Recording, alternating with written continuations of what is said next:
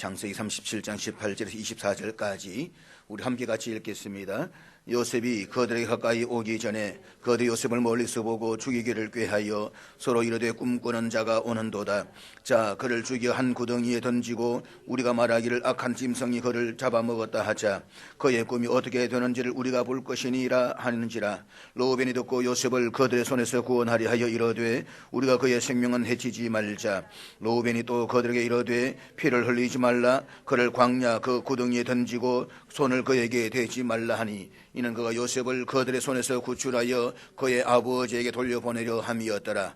요셉이 형들에게 이르매 그의 형들이 요셉의 옷 그가 입은 채색 옷을 벗기고 그를 잡아 구덩이에 던지니 그 두덩이는 빈 것이라. 그 속에 물이 없었더라.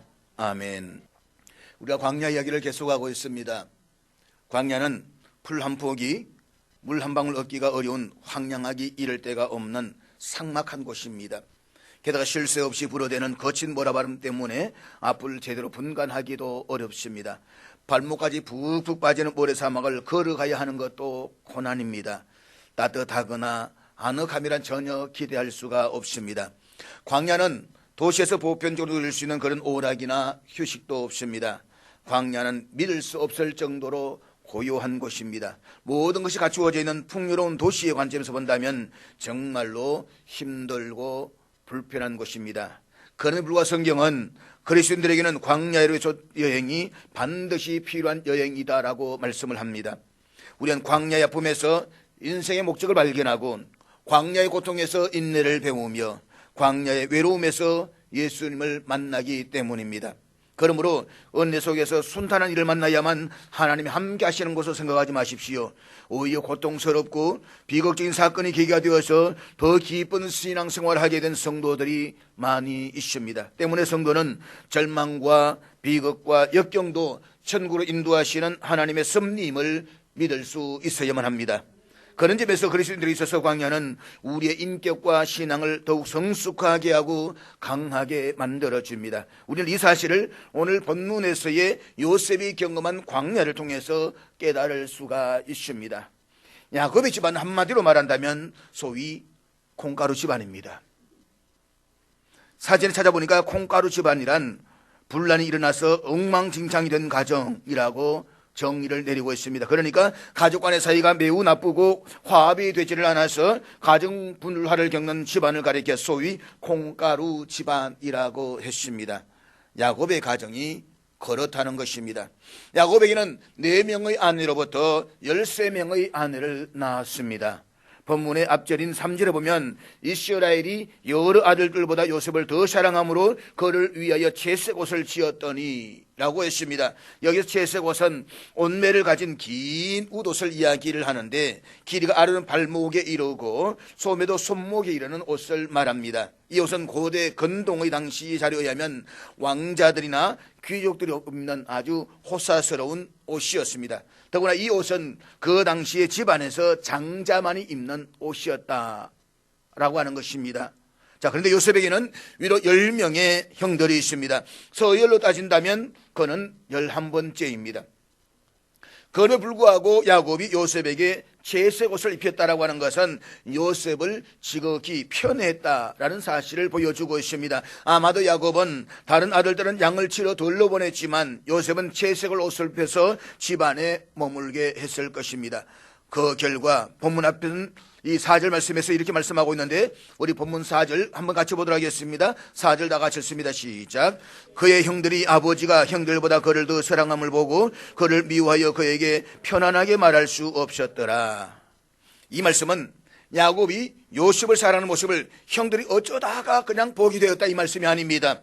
아버지가 요셉을 자신들보다 더 사랑하는 것을 계속해서 유심히 지켜보고 있었다 이 말입니다. 우리 경상도로 말한다면 꼬라보고 있었다. 야곱은 그렇게 아예 드러내놓고 요셉을 편애했습니다. 결국 이러한 편애는 형들의 마음에 미움을 삭히게 한 원인이 되었습니다. 4절에서 그를 보고 미워하여 라는 표현을 히브리어로 말하면 그리하여 그들이 그를 미워하였다라는 말입니다. 그러니까 형제들이 요셉을 미워하게 된 1차적인 원인이 아버지 야곱의 편애였음을 분명하게 밝히고 있습니다. 더구나 요셉은 형제들과 양들을 돌보면서 그들이 있었던 추문이나 잘못을 아버지 야곱에게 낱낱이 일러 바쳤습니다. 그 결과 형제들이 요셉에게 편안하게 말할 수가 없었다라고 하는 것입니다. 여기서 편안하게라는 히브리어는 레샬롬인데 이것은 샬롬의 전치사 레가 붙여서 평화스럽게, 편안하게, 호의적으로 라는 뜻을 가지고 있습니다. 히브리인들은 그들 사이 서로 만났을 때에 서로 인사를 주고받을 때에 샬롬이라는 말을 아주 즐겨 사용했습니다. 그런데 본문은 요셉과 그의 형제들 사이에서 그 흔한 샬롬이라는 인사조차도 없었다라고 말씀하고 있습니다. 형들은 요셉을 미워했고 만나도 그에게 평안을 묻는 인사도 없었다라고 하는 것입니다. 그런데 이들의 불편한 관계에 기름을 붓는 결정적인 사건이 발생합니다. 요셉의 꿈 이야기입니다. 본문 5절 말씀 우리 같이 보도록 하겠습니다. 5절 다 같이 읽겠습니다. 시작. 요셉이 꿈을 꾸고 자기 형들에게 말하며 그들이 그를 더욱 미워하였더라. 요셉은 자신이 꾼 꿈을 형제들에게 이야기합니다. 첫 번째 꿈은 그의 형들이 그에게 절하는 것이고 두 번째 꿈은 그의 부모와 형들이 그에게 절하는 것이었습니다. 이 꿈은 더 이상 해석이 필요 없을 만큼 그 의미가 너무나도 분명했습니다. 더구나 당시의 사람들은 꿈을 신이 인간들을 교통하는 하나의 수단이요 예언적 성격을 갖는 것으로 믿었습니다. 그리고 모든 권리가 나이에 따라서 연장자 순으로 되어져야 하는 것이 그 당시의 통념이었습니다. 그런데 11번째 요셉이 형들과 부모로부터 절을 받는다는 이 꿈의 이야기는 그런 사회적인 통념을 완전히 부정하는 문제가 아닐 수가 없습니다. 더구나 그가 꾼 꿈을 하나님이 보여주셨다는 데에 더 심각한 문제가 있었다라고 하는 것입니다. 그동안 요셉의 형들은 아버지 야곱이 평소에 요셉을 지나치게 편애하는 것만으로도 요셉을 시기하고 질투해 왔습니다. 그런데 거기에다가 요셉의 꾼 꿈의 이야기는 형들을 더욱더 곤혹스럽게 하고 분노하게 만들었을 것입니다. 결국 형들의 요셉을 향한 감정은 단순한 시기에서 정오로 진전하게 됩니다. 그리고 이것은 요셉을 향한 형들의 시기와 정오가 더 이상 걷잡을 수 없을 정도로 절정에 이르렀다는 것을 우리에게 보여주고 있습니다. 이러한 상황에서 오늘의 본문이 전개가 되는데 우리 본문 14절 말씀 다 같이 읽도록 하겠습니다. 같이 읽습니다. 시작. 이스라엘이 그에게 이르되 가서 내 형들과 양떼가 잘 있는지를 보고 돌아와 내게 말하라 하고 그를 헤브론 골짜기에 보내니 그가 세겜으로 가니라. 여기서 다 잘 있는지라는 히브리어 단어가 샬롬입니다. 지금 야곱이 염려하고 있는 것은 아들들이 행하는 어떤 특별한 일에 대한 결과가 아닙니다. 야곱이 염려하고 있던 것은 아들들이 잘 있는지에 대한 평안함, 샬롬이었습니다. 그러니까 그렇게 염려할 수밖에 없었던 것은 아들들이 머물고 있는 이 세겜이라는 장소입니다. 그런데 이 세겜이라는 곳은 야곱의 가족에는 결코 유쾌하지 않는 아픈 기억이 남아있는 곳입니다. 세겜은 야곱이 바단 아람에서 돌아와서 잠시 머물 때에 딸 디나가 성폭행을 당했던 곳입니다. 그 일로 그의 아들들이 세겜 사람들의 무차비하게 보복을 감행함으로써 그곳 사람들의 보복이 두려워서 결국 떠나야만 했던 그런 곳입니다.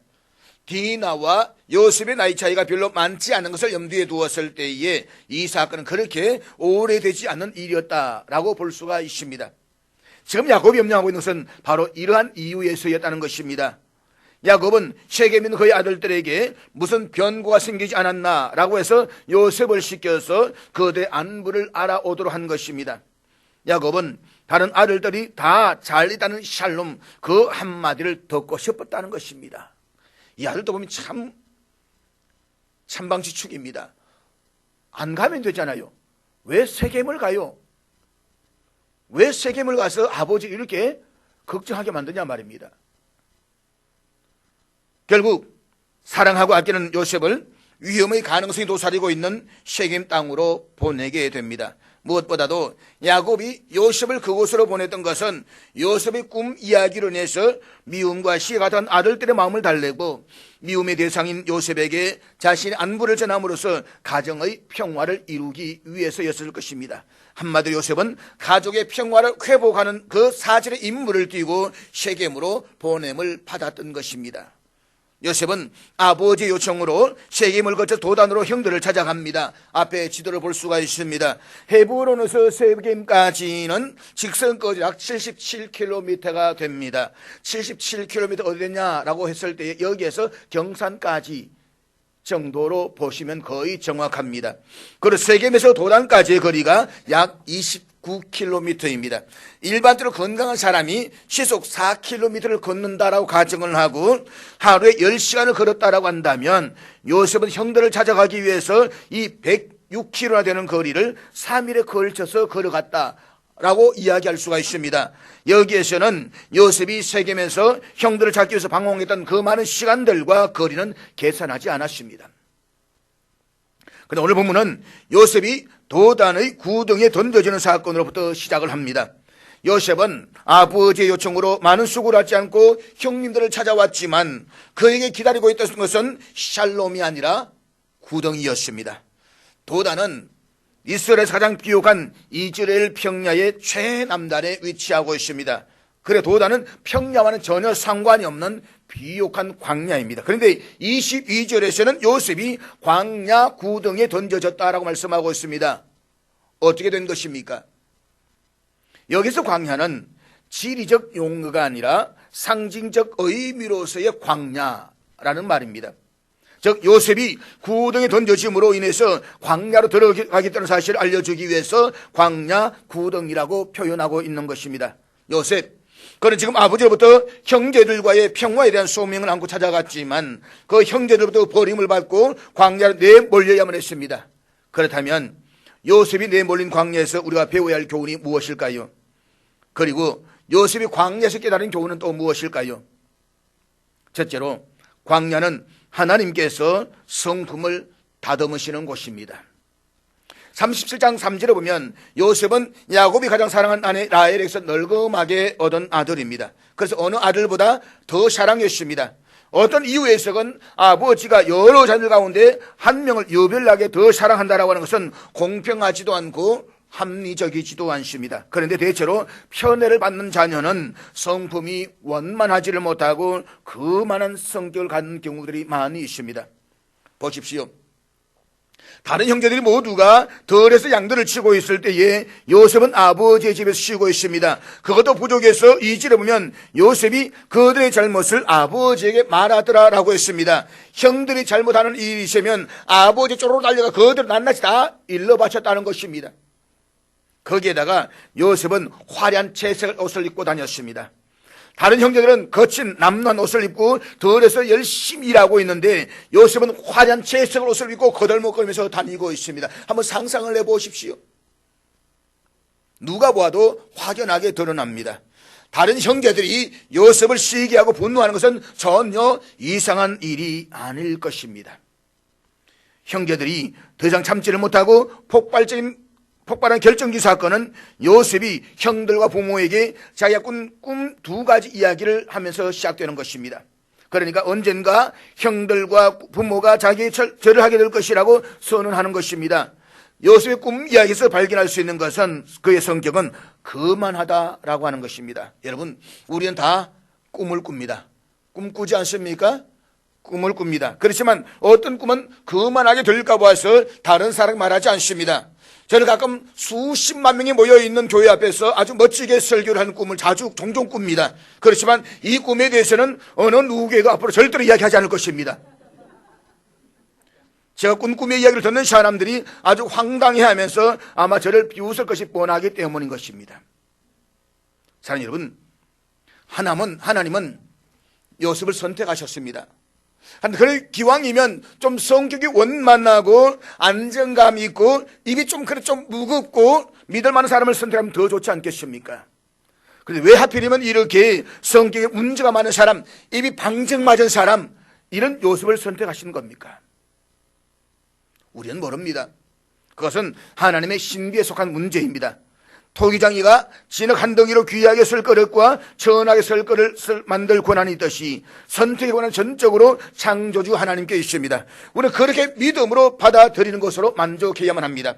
분명한 것은 언젠가는 형제들과 부모가 요셉에게 절하게 될 것입니다. 그렇지만 그렇게 되려면 먼저 어떤 일이 일어나야만 합니다. 그것은 오만하고 비열하며 엉쓱바지로 자란 17살의 소년을 광야로 데려가서 훈련을 시키는 것입니다. 요즘 그 순간을 위해서 훈련을 받아야만 했습니다. 그에 보는 성적을 모든 사람이 존경할 만한 성품으로 다듬는 것입니다. 그래서 막상 형들과 부모가 와서 그 앞에 절하며 아침에 하는 순간 달라진 요셉을 만나게 하셨습니다. 그렇습니다. 요셉은 광야에서 오만하고 비열했던 성격이 다듬어졌습니다. 그 모습을 요셉이 형들을 만났던 장면에서 확인할 수가 있는데, 창세기 45장 5절 말씀 우리 앞에 있는데 같이 읽도록 하겠습니다. 근심하지 마소서, 한탄하지 마소서. 요셉의 이 말에는 역으로 이야기해서 그가 한때 광야를 지나면서 자신의 처지를 놓고 근심하고 한탄했다라는 의미이기도 할 것입니다. 요셉은 광야에서 보냈던 그 열해 동안 깨지고 상한 마음을 가졌을 것입니다. 그러나 그것은 오히려 그가 장차 애굽의 총리가 되었을 때에 고난당하는 백성들의 마음을 헤아리는 데 참으로 훌륭한 시간이었을 것입니다. 요셉의 마음이 깨지고 상함으로써 그의 인생의 감도는 하나님의 향기를 풍길 수 있게 된 것입니다. 요셉의 심령의 질그릇이 깨어짐으로써 이를 통해서 보배가 빛을 발할 수가 있었다는 것입니다. 극심한 기근으로 요셉의 형들이 체념한 상태에서 식량을 구걸하려고 애굽에 왔습니다. 그들은 요셉을 알아보지 못하고 절하면서 식구들을 위해서 양식을 달라고 말합니다. 요셉에게는 지금이야말로 복수를 할 수 있는 시간입니다. 이런 절호의 기회가 또 어디에 있겠습니까? 아버지로부터 지옥한 사랑을 받던 자신이 형들의 시기와 정으로 하루아침에 노예가 되었습니다. 아마도 요셉은 종종 옛날 아버지의 사랑을 받으면서 살았던 이런 삶들이 꿈에 나타나서 괴로웠을 것입니다. 그러므로 요셉이 형들을 복수한다라고 해서 그를 비난할 사람은 없을 것입니다. 그러나 요셉의 반응은 기대와는 달랐습니다. 형들의 못된 짓으로 광야에 내몰리고 열해 동안 말할 수 없는 고생을 겪어냈던 요셉입니다. 만약에 이러한 상황이 요셉의 이야기 전반부에서 일어났다고 한다면 정의와 원칙에 의해서 아마 절단이 나설 것입니다. 그런데 요셉은 전혀 다른 방식으로 형들을 대합니다. 요셉은 형들 때문에 눈물을 흘리며 그들을 안아주었습니다. 그 이유가 무엇인 줄 아십니까? 지금의 요셉은 우리가 처음에 보았던 17살의 거만하고 비열한 그 소년이 아니었기 때문입니다. 그렇다면 무엇이 요셉을 이렇게 변화시켰을까요? 광야에서 보냈던 시간입니다. 요셉은 광야에서 겸손과 섬김을 배웠습니다. 그래서 마침내 요셉은 온 가족이 자기 앞에 무릎을 꿇게 되었을 때에 그도 함께 무릎을 꿇었습니다. 요셉은 순간의 영광에 취하지 않았습니다. 오히려 그는 단지 그들을 섬기는 자리를 배웠습니다. 사랑하는 여러분, 요셉의 광야에서 우리가 배워야 할 교훈이 무엇일까요? 둘째로 우리는 광야에서 하나님의 이끄심을 믿어야만 합니다. 아버지의 요청으로 샬롬 평화의 사명 가지고 어렵게 형들을 찾아갔지만 형들은 그를 광야 구덩이에 던졌습니다. 그런데 요셉에게는 이후에 두 번의 광야 구덩이가 더 기다리고 있습니다. 첫 번째는 광야 구덩이는 보디발의 집입니다. 그곳에서 요셉은 10년 넘게 노예살이를 해야만 했습니다. 노예는 자신의 힘으로는 결코 노예 신분에서 벗어날 수가 없습니다. 평생 노예로 살다가 노예로 죽어야만 합니다. 더구나 당시의 노예는 말이나 소와 같이 물건으로 취급을 받았습니다. 심지어 주인의 즐거움을 채워주는 놀이기에 불과했습니다. 주인이 데리고 놀다가 지겨우면 죽여도 아무런 문제가 되지를 않았습니다. 요셉은 이렇게 다시 한번 빠져나올 수 없는 구덩이에 던져졌습니다. 보디발의 집에서 인정받으며 살고 있는 요셉을 보디발의 아내가 나름의 날마다 유혹했습니다. 그래 요셉은 그럴 때마다 단호하게 거절했습니다. 결국 앙심을 품은 보디발의 아내는 요셉이 자신을 겁탈하겠다면서 누명을 씌워서 이 일로 해서 요셉은 다시 감옥에 던져졌습니다. 창세기 39장 20절 말씀인데 우리 39장 20절 다 같이 읽겠습니다. 시작. 이에 요셉의 주인이 그를 잡아 옥에 가두니 그 옥은 왕의 죄수를 가두는 곳이었더라. 요셉이 옥에 갇혔으나, 여기서 옥은 히브리어로 보르라는 말인데 이것은 구덩이를 의미합니다. 다시 말해서 요셉이 갇혔던 감옥은 구덩이였다는 것입니다. 고대 많은 감옥들이 바로 이런 구덩이였습니다. 예레미야 선지자가 갇혔던 감옥도 구덩이였습니다. 요셉은 그렇게 세 번씩이나 빠져나올 수 없는 구덩이에 던져졌습니다. 그것도 점점 더 깊은 광야 구덩이에 던져졌습니다.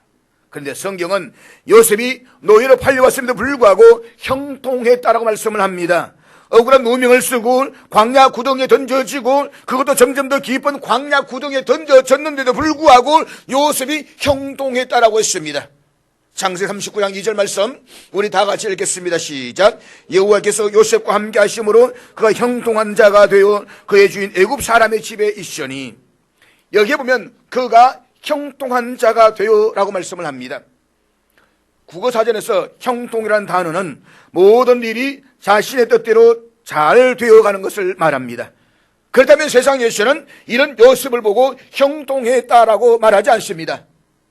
그런데 형통은 히브리어로 찰라흐라는 말인데, 이 말은 원래 모든 막힌 것을 뚫고 나가는 것, 강을 건너는 것, 산을 넘어가는 것, 앞으로 나아가는 것, 장애물을 극복하는 것이라는 뜻을 가지고 있습니다. 페이지 넘겨주세요.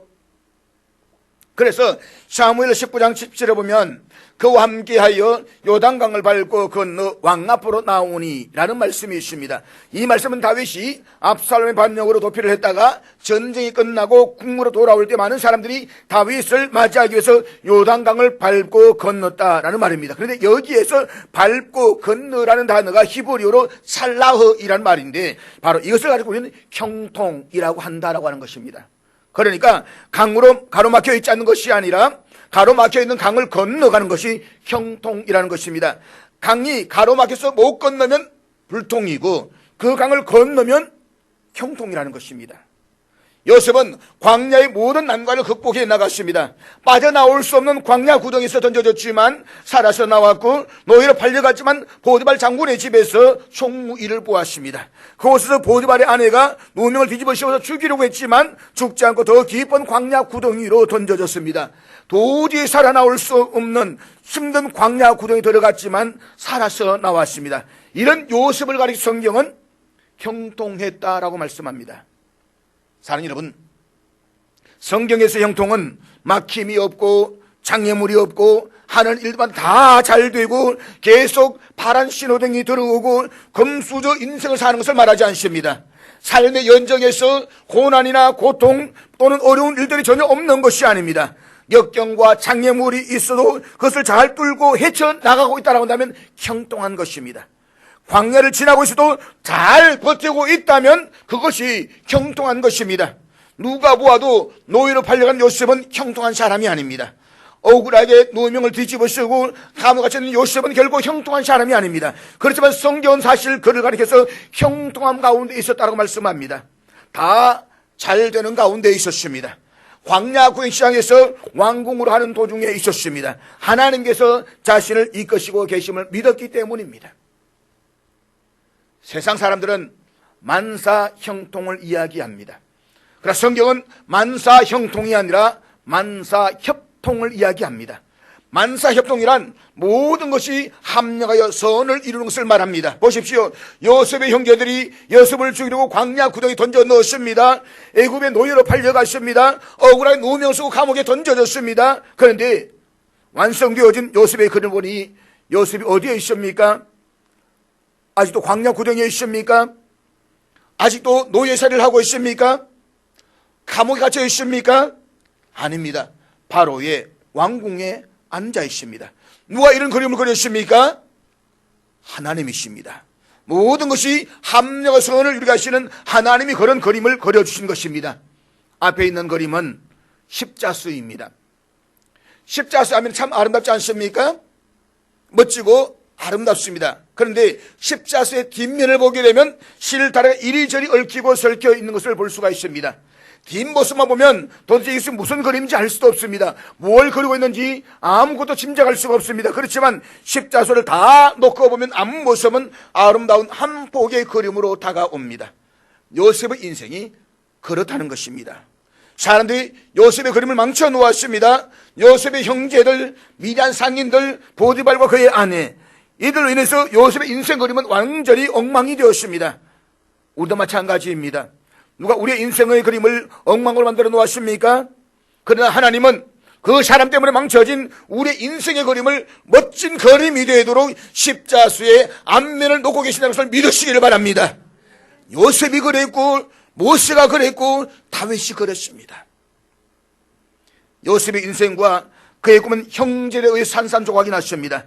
보디발 장군의 엄청난 아내가 그의 꿈을 산산조각 내었습니다. 그러나 하나님 그 삶의 조각들을 다 모아서 그의 삶을 아름답고 영광하게 빛나는 수를 놓고 계셨습니다.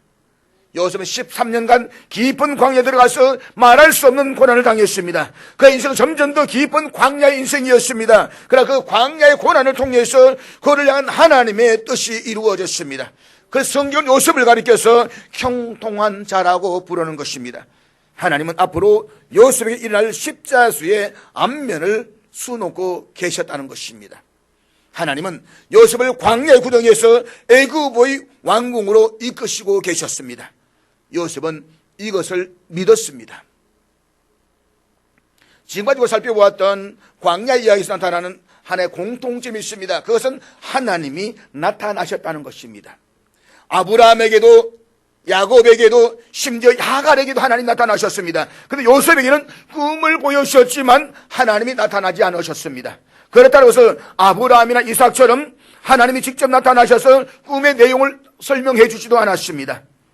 아브라함이나 야곱 이야기에서 하나님의 단어를 빼면 이야기가 전혀 전개되지 않습니다. 그렇지만 요셉의 이야기에서는 하나님의 단어를 빼도 별로 문제가 되지 않습니다.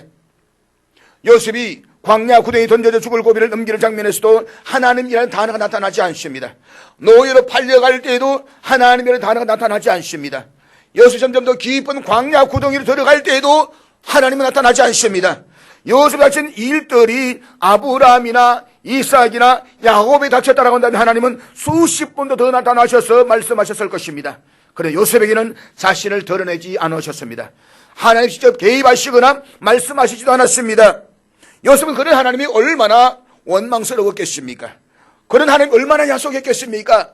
아부월이 늘 이야기하면서 배들에 나타났던 하나님, 나타난 수많은 하나님 이야기를 들으면서 살아왔는데, 아니 나에게는 어떻게 되어가지고 하나님 한 번도 안 나타나시느냐고 절망할 수도 있지 않겠습니까? 그렇지만 성경은 하나님이 요셉과 계속해서 함께해 오셨다라고 증거하고 있습니다. 요셉도 형들 자신의 동생 요셉의 사실을 알면서 이렇게 고백합니다. 창세기 45장 8절 말씀 우리 다 같이 읽겠습니다. 시작. 그런즉 나를 이리로 보낸 이는 당신들이 아니요 하나님이시라. 하나님 나를 바로에게 아버지로 삼으시고 온 집의 주인으로 삼으시며 애굽 온 땅의 통치자로 삼으셨나이다. 나를 이리로 보내시는 이는, 나를 여기로 이끌고 오시는 이는 하나님이시다. 놀라운 고백이 아닙니까? 자, 여러분, 요셉은 이 사실을 성경대학에서 배운 것이 아닙니다. 그는 광야 학교에서 배웠습니다. 하나님 요셉이 힘들고 어려울 때마다 한 번도 나타나지 않으셨지만 요셉은 하나님이 자신을 애굽의 총리가 되게 하셨다고 고백합니다. 그는 역사의 주권자가 되시는 하나님을 믿었습니다. 하나님 그를 자신을 광야에서 이끌고 가신다는 사실을 믿었다는 것입니다. 우리는 하나님 함께 하시면 문제가 해결되고 일이 잘 풀리고 기도가 응답되고 형통하고 축복받고 성공하고 시온의 대로가 쫙 열리고 놀라운 일들이 생기고 사업이 날마다 번창해야 된다라고 생각을 합니다. 그렇지 않다면 하나님이 함께하지 않는 것이라고 생각합니다. 그렇지만 요셉은 기도에 응답이 없을 때에도 상황이 더 악화되어져 갈 때에도 하나님 멀리 떠나신 것처럼 보일 때에도 노예 생활을 하면서도 더 깊은 광야로 들어갈 때에도 하나님 자신과 함께 하심을 믿었습니다. 한 번도 찾아오지 않으셨지만, 한 번도 말씀해 주지 않으셨지만, 한 번의 기적도 환상도 없었지만 그에 불구하고 그는 하나님이 그와 함께 하시고 자신을 이끄시고 계시는 사실을 조금도 의심하지 않았습니다. 우리는 요셉의 이야기를 할 때에 인생의 밑바닥까지 내려갔다가 정상의 자리에 올라간 요셉의 이야기를 좋아합니다. 그래서 이 전쟁의 사람이라고 이야기를 합니다. 성공의 모델로 이야기합니다. 그러나 요셉의 이야기의 핵심은 그가 어떻게 꿈을 이루었는가가 아닙니다. 사실 요셉의 이야기 이런 꿈, 성공, 형통과는 별로 관계가 없습니다. 요셉이 꿈을 꾸었습니까? 아니면 하나님이 그에게 꿈을 주셨습니까? 요셉이 노력해서 인생 정상의 자리에 올랐습니까? 아니면 하나님 그 자리에 올라가게 하셨습니까? 요셉을 하여금 광야에서 이끄셔서 총리가 되게 하신 분은 하나님이십니다. 많은 사람들은 인생 저세술에서 자수성가는 방법을 이야기합니다. 그러나 요셉은 자수성가한 사람이 아니라 신수성가한 사람입니다. 하나님 때문에 출세한 사람이란 말입니다. 하나님 때문에 정상의 자리에 올라간 사람이지 노력해서 그 자리에 올라간 사람이 아닙니다. 요셉에게 한번 물어보십시오. 어떻게 해서 성공할 수가 있었는지. 아마 요셉은 별로 할 말이 없을 것입니다. 그가 노력해서 얻은 성공이 아니기 때문입니다. 그것은 하나님께서 함께 하셨습니다. 하나님께서 그를 성공시키려고 광야 구덩이에 빠지게 하셨던 것이고 노예로 팔려가게 하셨던 것입니다. 그리고 더 깊은 광야 구덩이 감옥에 갇히게 하셨습니다. 왜냐하면 바로를 가장 직접적으로 쉽게 만날 수 있는 길이 그 길이었기 때문입니다. 그래서 애굽의 총리가 되었고, 그래서 가족들 모두를 애굽으로 초청해서 그곳에서 아브라함의 후손들을 200만 명 늘어나서 한 민족을 이루게 하셨던 것입니다. 이 일을 위해서 하나님께서는 요셉을 선택하시고 그를 광야로 몰아넣으셨던 것입니다. 사랑하는 여러분, 잘못한 것이 없는데도 불구하고 광야에 들어가 있으면 억울할 것입니다. 예, 정말 억울합니다. 그러나 우리와 하여금 광야로 들어가게 하신 것은 하나님의 뜻과 섭리와 목적이 있다고 한다면 오히려 광야에 들어간 것은 축복인 줄로 믿으시기를 바랍니다. 우리가 광야를 지나고 있다고 할지라도 우리를 통해서 당신의 뜻을 이루고자 하시는 하나님은 수를 놓고 계십니다. 요셉이 애굽의 총리가 된 이후에 아버지 야곱을 장사하기 위해서 가나안으로 잠시 돌아온 적이 있습니다. 유대인들의 전성에 따르면 그때 요셉은 자신이 던져졌던 그 구덩이를 지나가게 되었다라고 합니다. 아마 들어갈 때에 그 지나갈 때에 형제들이 얼마나 또 끔했겠습니까? 창세를 보게 되면 아버지가 죽고 난 뒤에 불안해가지고 형제들 와서 요셉에 와서 아버지가 요셉에게 모두 화해하고 잘 지내고 하더라 라고 이야기를 보면 사실 얼마나 불안하고 초조했겠습니까? 그것도 요셉이 묻었던 그 광야 구덩이, 자신이 던졌던 그 광야 구덩이에 요셉이 멈춰 섰습니다. 그 구덩이 어떤 구덩이입니까? 형제들이 그를 죽이러 던져놓던 광야 구덩이가 아닙니까? 밤마다 꿈속에서 살려달라고 소리치면서 시달린 그 광야 구덩이가 아닙니까? 생각하기도 싫은 과거였을 것입니다. 그런데 요셉은 그 광야 구덩이를 향해 축복하고 하나님께 감사를 드렸다라고 합니다. 그 광야 구덩이 던져졌기 때문에 결과적으로는 바로 다음으로 가는 자리에까지 올라갈 수가 있었기 때문입니다. 그 광야의 구덩이에 던져졌기 때문에 결과적으로 자신의 온 가족들을 구원할 수가 있었기 때문입니다. 사랑하는 여러분, 하나님 얼굴이 안 보여도, 하나님 손길이 느껴지지 않아도, 하나님 음성이 들리지 않아도 언젠가 오늘을 되돌아볼 때에 그때도 하나님이 나와 함께 계셨구나, 나를 인도하고 계셨구나 라고 깨닫게 될 날이 올 것입니다. 그러므로 광야 구덩이를 지나갈 때라도 하나님 나를 이끄시고 계시다는 사실을 믿으시면서 이 광야를 찬송하며 감사하며 나아갈 수 있기를 주의 이름으로 축복합니다.